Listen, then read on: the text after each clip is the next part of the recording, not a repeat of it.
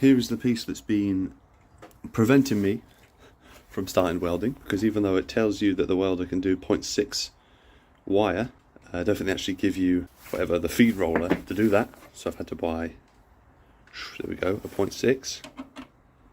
Hopefully this will solve all of my problems.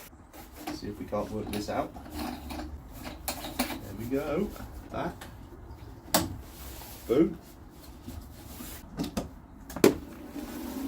It's making noise. This is much better than before. Yeah. It's like a dream. I can see anything. It's not very exciting. Bosh. There we go, that's that assembled. We got all the gadgets here, we got the gas and everything. This is the real deal now. This is the piece I was practicing on last week. Bit of a mess. But last week it wasn't actually feeding the wire properly because it had the wrong size feed wheel in, so.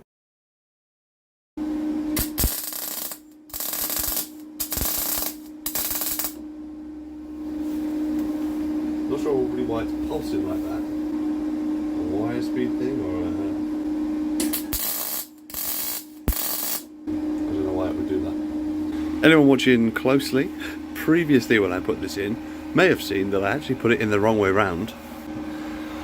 So that might help slightly, having it on the right way round.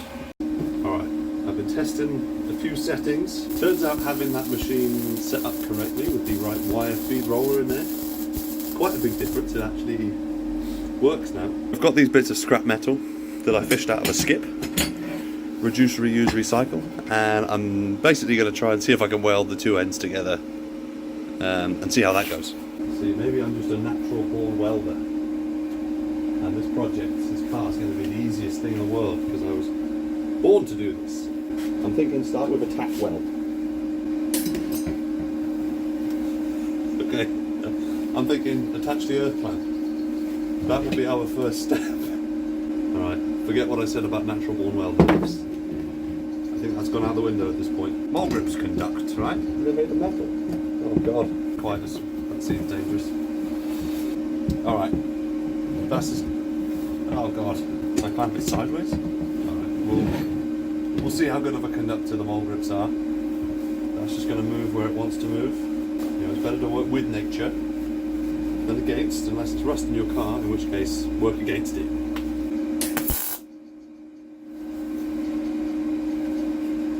I missed. You ready for the big reveal? Oh yeah. Not pretty. Not penetrating. That's the first, you know. But they're not falling apart, so, you know, legally speaking, that is a weld. I don't know what the rules are vis-a-vis safety and welding on a wooden workbench, but I'm thinking it seems unlikely that it would just burst into flames and set the whole bench on fire. So we're going to just continue. This is the first evening of welding. My progress started to get a little bit better. Welcome back to underneath the car. What I perceive to be the easiest welding on this car. So clearly we've got a few issues. Whoop, 1 and 2. And I'm thinking cut out this whole area that I've marked out with Sharpie and replace it. So I have some card, and all I've got to do is try and make 2 pieces of card that match roughly the shape of the rusty metal that I'm cutting out.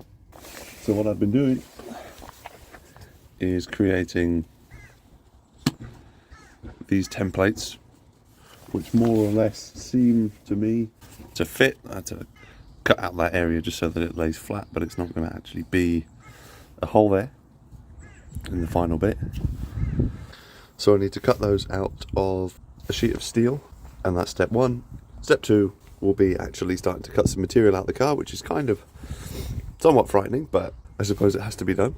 So 1mm steel sheet, size selected more or less, not at random. I have no idea what's actually on the car, but in my head I was thinking what shape well, what thickness of steel do I think I could feasibly shape into the curves I'm going to need, and I thought 1 mil.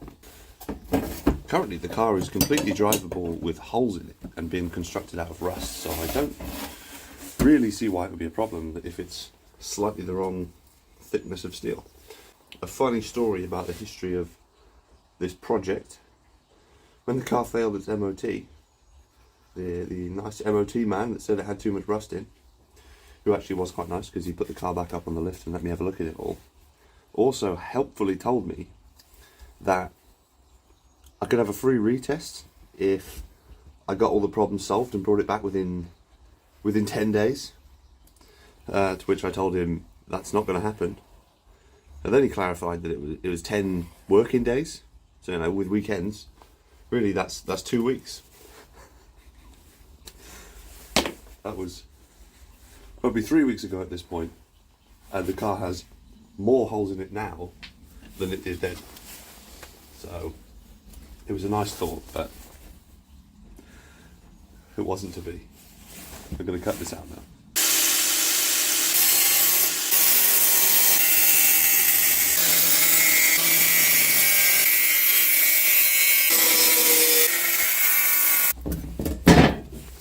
Piece number 1. Need to tidy them up a little bit, but piece 1 and 2, look at that, you might be looking at the newest members of the chassis of my car. I have a very surprising update, in that I think it's actually going okay. So I'm trying to match this gentle curve here. I just bent this by hand. Sure, not perfect, but not far off.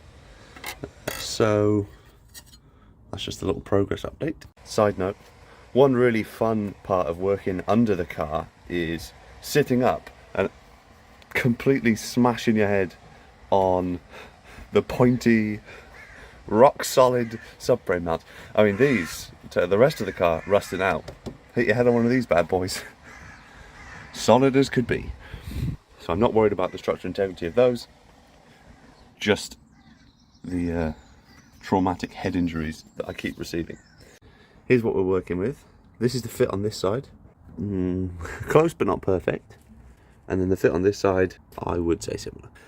And all I've been doing is just grabbing it with these bad boys and bending it around. The 2 plates that may fix this. Once I'm happy with these, the next step is to start cutting some material out of the car itself. Alright, this is where the scary part starts, because I have to actually cut material out of the car. And although there's already big holes in it, that seems like a scary step. But it's not going to get any less scary.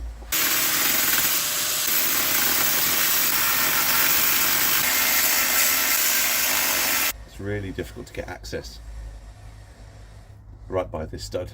So I think I'm going to have to do this with a Dremel, which I also think is going to take forever.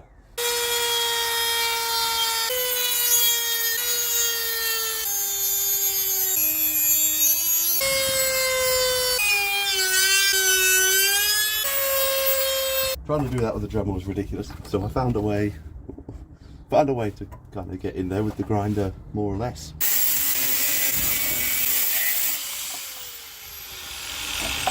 And that's not the perfect patch cut out, but there we have our problem.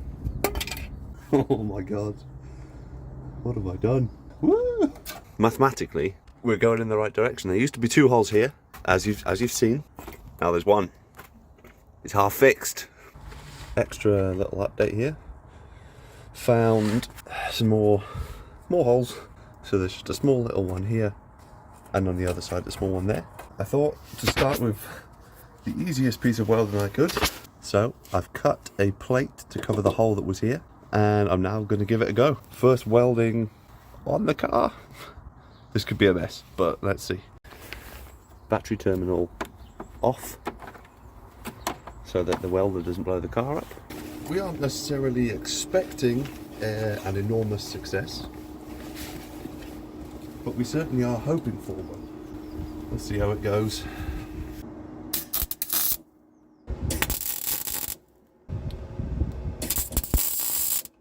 unfortunately, I think I do have to show this.